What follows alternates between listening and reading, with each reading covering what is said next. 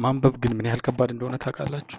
በተለይ ለሰዎች ማንበብ ሰዎች ተሰብስበው ለሰዎች ማንበብ በጣም ከባድ ነው እና እኔ ምንድን ነው እስቲ ከማንበብ ጀርባ ያለው ሳይንስ ብዬ ሳነብ ነበረ ሰሞኑን እና ስታነቡ ብዙ በቃ አይምሯችን፣ አይናችን፣ ኤቭሪ ነገር ብዙ ነገር ነው አብሮ የሚሰራ። በቃ ከአንገት በላይ ያሉ አካሎቻችን በሙሉ አብሮ ይሰራሉ። ስፔሻሊ ለሰው ስታነቡ እና ምንድን ነው የሚለው ሜካኒዝሙ ስታነቡን ያላስተዋልኩትም እና መጀመሪያ ቃለ ፊደሎቶቹን እያያችሁ ፊደሎቹ ተገጣጥሞ የሚሰጡትን ቃላቶቹ ደግሞ ተከታትለው የመጡበትንም እንትን ሜሞራይዝ ማድረግ እና ትርጉሙን ማወቅ፣ በዛ ላይ ደግሞ ለብቻችሁ ለራሳችሁም እያነበባችሁ ከሆነ አይምሯችሁ ውስጥ ድምፁ ራሱ እንዴት እንደሚነበብ ጭምር ይህን ሁሉ ነገር ነው ዲኮድ እያደረገ ከዛ በኋላ ደግሞ ትርጉሙን ሳይቀር በየአረፍተ ነገሩ ያለው በየፓሴጁ በየፓራግራፉ ያለው እንትን ተገጣጥሞ ደግሞ ትርጉም ይሰጣል ማለት ነው። ይሄን ሁሉ ነገር አለው። በተለይ ደግሞ ሰው ተሰብስቦ ስታነቡ ደግሞ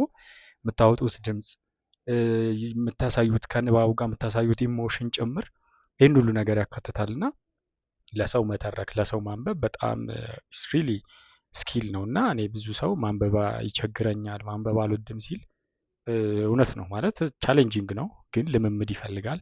ያው ከተለማመደ ራስን ካሰለጠንክ ግን ቀላል ነው ይነበባል ማለት ነው። እና ምንድነው ቀለል ያሉ ስቴፖችን አስቀምጧል። አንደኛ በአጫጭር አረፍተ ነገሮችን ማንበብ መሞከር፣ ከመጀመሪያ ካነበባችሁ በኋላ ደግሞ አብሮ የሚመጣውን ድምፅ አወጣት ከንባቡ ጋር ከሀሳቡ ጋር ያለውንም ስሜት መለማመድ አስፈላጊ ነው ብለው አስቀምጠዋል እና ሪሊ ፕራክቲስ ይፈልጋል።